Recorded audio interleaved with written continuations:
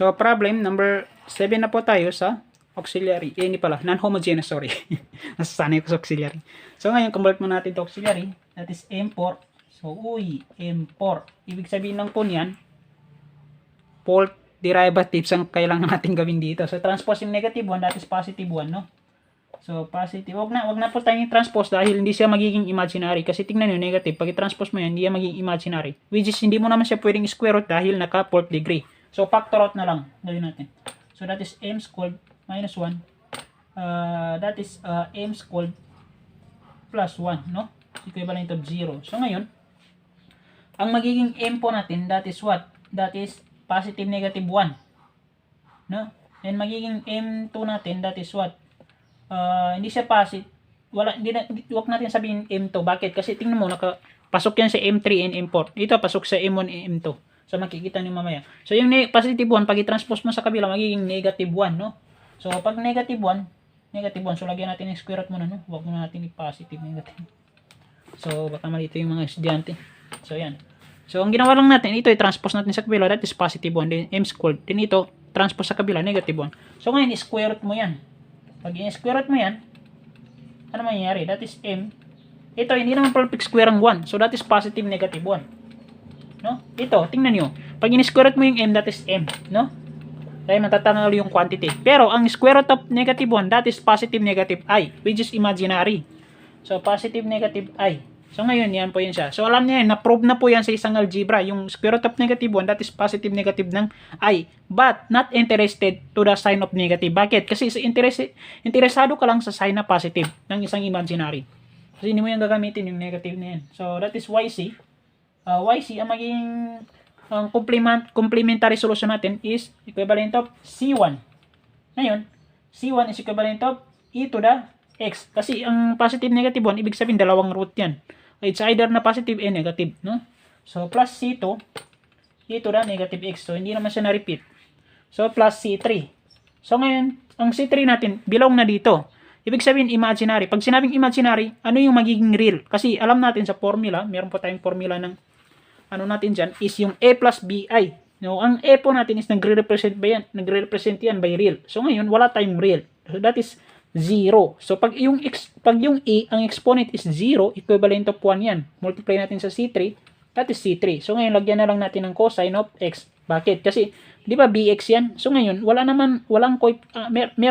merong coefficient yung I, which is yung 1. So, yun na po yung magre-represent sa BX o yung letter B sa formula natin sa imaginary. So, common sense na may 1 na yan. May 1 na po yung X natin. Kung hindi na po naintindihan, balikan niyo po yung imaginary, then malalaman niyo po yun. So, doon po yung explain ko po yan. So, dito magiging plus C.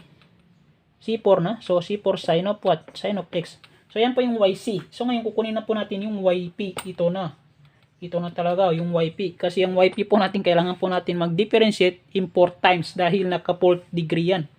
So, ngayon, ang YP natin is equivalent of what? Yung E. So, hindi po natin alam ang coefficient yan. So, mag-assumption na lang po tayo ng E to the negative X.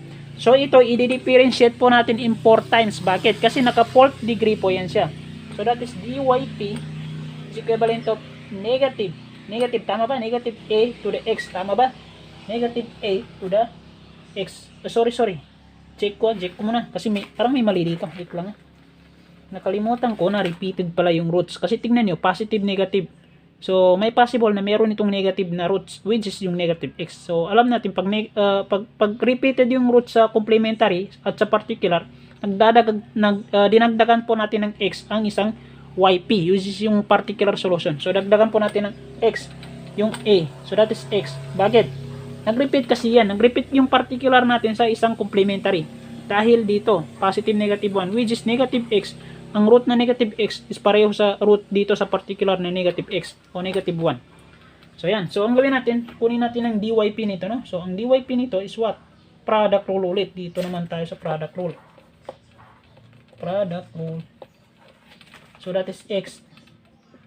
So, yan. Product rule. Factor out natin yung a. So, that is x times derivative of u. Derivative of b. That is negative e to the x plus b times derivative of x, that is 1. Yan. So, simplify. DYP. Ito na talaga product rule. Talaga. Ayoko talaga ng product, no? So, ito, magiging what? Siguro dito na lang muna. So, simplify ko na lang, baka maano kayo. So, yan, x, negative x na, negative e to the x. Ngayon, ito naman magiging positive a e to the x. So, second derivatives, that is dyp. So, factor out natin negative a, no?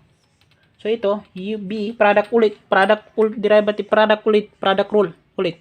Ito, u times derivative of b, which is e to the negative x derivatives nito, plus b, which is negative x times derivative of u. Derivative ng what? Derivative nito, that is 1. So, yung e po dito nawala dahil pinactor out natin. So, ayan. So, lagay ko natin dito. Then, kasi positive yung ginawa ko dito, no? Positive. So, pag pinactor out natin yung a, dapat positive. Then, lagyan natin yung negative dito. So, that is dyp, that is what? That is negative. Negative ulit? Hindi, positive na. Bakit? Kasi negative times negative, that is positive. Positive a, x, e to the negative x. So, dito, magiging what? Magiging positive a, e to the negative x, no? So, check ko daw, tama ba? So, I think, second derivative pa lang naman ako, no? Second derivatives, that is, tama rin. Wait lang, tama ba? Check ko daw. Ito yung first derivative ko. Tapos, nag-product ulit ako dito. That is u times derivative of b plus b times derivative u. Which is, nakalimutan kong i-differentiate ito. So, meron pala dyan. So, dito na lang, no? So, derivative nito, that is negative e to the negative x dahil factor out naman dito, no? So, nung dinistribute natin yung a, dito, nagiging negative a na. Naging negative a ba? Check down natin. Negative a. So, negative a. So, negative pala to, no? Negative. Bakit? Kasi, siyempre, negative yung ano natin. Negative yung try down natin dito na ito na yun siya dito. Yan yung first derivative. Ayok mag-solve ng product rule. Mahaba kasi yung kakalito. So, be careful talaga. Double check natin. So, dito, pinactor out natin yung that is bu times derivative of b. That is negative. Plus b times plus b natin times derivative of u. That is 1. Distribute tayo. That is a. Tama. So, dito, second derivatives. That is factor out yung x. So, x. Yung x po natin dito, that is a, no? So, dito pala, sorry. Dito pala nalalagay yan dapat. Hindi dyan. So, ito, hindi distribute natin yung multiply natin, that is naging positive na. Kasi negative times negative, that is positive na. So, negative times e, times negative a. Tama ba? So, ito yun siya, no? So, pag dinifferentiate po natin din, negative, nasa na ba ito? Ito yun, di ba? Ito yun. Pag dinerive po natin ito, that is negative. So, ayan, tama. So, ngayon, isa-sum up na lang natin. So, dinistribute natin negative a. Dito, nagiging negative a. So, dito naman, may a na po yan dyan. Kanina, ito. So, that is a. Nakalimutan naman natin. So, ayan. So, i-sum up na lang ito. Ito magkapareho. So, same ang coefficient. FT variable. So, sum up natin, that is a, x, e to the negative x. Ito magiging negative 2a, e to the negative x. Grabe kahaba. Ngayon, third derivatives na. Doon tayo sa taas. That is d cube yp. Ito, yung derivatives nito. Grabe naman to, no? Product ulit. So, factor out by a, u times derivative of d, that is e to the negative x, plus b times derivative this 1. Derivative of x is 1. Ngayon, dito naman. Derivatives nito is what? Positive 2a. Tama ba? Positive 2 positive 2 to e to negative x. Tama ba? Factor out na lang yung a, no? So, pinactor out na lang yung a. Ngayon, ang magiging final nito is check now. So, ito distribute, that is negative. Negative a x e to the negative x, no? So, ito distribute, that is what? That is positive a. Positive a na. So, i-distribute natin yung a dito. That is positive a. E to the negative x. Then, dito is 2a. Distribute natin yung a. Although, may a man yan. Hindi naman kasama dito sa factor out na a. So, that is 2a. So, dito 2a yan na. Dito yung galing kanina. Yung dinerive po natin yan, na-derive po yung exponent, which is yung negative.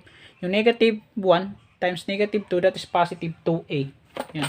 So, ngayon, i-combine po natin ito kasi parehong positive. So, that is negative a x to the e, negative x. Is minus, plus pala, sorry. A plus a, that is 3a. E to the negative x. So, ngayon, yan yung 12 derivatives. So, kunin naman natin yung 4th derivatives, no? So, that is d 4 yp is equivalent of dyp. So, yan. Ano ba yan? So, derivatives naman ulit. Product ulit naman. So, siguro kailangan ng pasyensya dito sa product rule. Napakahaba talaga ng product rule pag ganito. Ilang product rule ito. So, factor out by a, negative a na lang. So, u times derivative of b, that is negative e to the negative x plus b times derivative this one. Dito, plus 3. Derivative nito is what? Negative 3a e to the negative x. Yan. So, simplify po natin. Ang magiging 4th derivatives, that is a, positive na kasi negative times negative, that is positive. Positive x to the negative e. Then dito, distribute, that is negative a to negative x. Distribute lang yung negative a dito. So, dito negative 3 a e to the negative x. So, that is magiging final 4th derivatives is x e to the, wait lang, e to the negative x. Ito, negative a to negative 3, that is negative 4 a e to the negative x. So, ayan. So, ang gawin na lang po natin dyan is what? Kunin yung value ng a. Grabe naman ito. Dito pala, balikan natin ito. Ang kulang po natin is ito. Default. Ano ba yung pang default? Ito po. So, i-rewrite natin dito. That is a x e to the negative x minus 4 a e to the negative x. Ngayon, ano yung next? Yung negative 1 times y, that is dyp, which is ito. Dyp. Yp pala, sorry. So, negative, i-distribute mo dito. Yung i-distribute natin yung negative dito, that's negative ax e to the negative x is equivalent of what? Equivalent ng negative e, which is yung e to the negative x. Ngayon, paano natin makuha yung a natin dito? Dito cancel. Kasi positive to negative, no? Dito na lang natira. Yung negative 4, ito na lang natira ras. Yung negative 4, e to the negative x.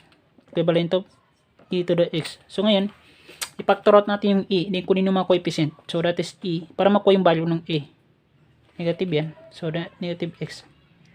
Ito, magiging negative 4. Yung 4a, yung coefficient nito, yung e. So, ito, magiging coefficient ito, that is 1. So, a po natin, that's equivalent of negative 1/4. So, yan na. Okay na. Kuha na po natin yung negative 1/4 na value ng a. So, the general solution, dito na lang. Maliit lang naman, no? So, y, hindi mahaba. Okay lang, dito na lang. Kasi na lang. So, y is equivalent of yc, which is ito. Yung c1, e to the x plus c2, e to the negative x, no? Plus c3, cosine of 2x plus c4, sine of x. Ngayon, plus yp. Ano yung yp? Ang yp natin is ito. Ngayon, ano yung value nung ito yung yp kasi ang general solution po natin is y is equivalent of yc, ito na, plus yp. So, ano yung value ng a? Ang value ng a po is negative 1/4.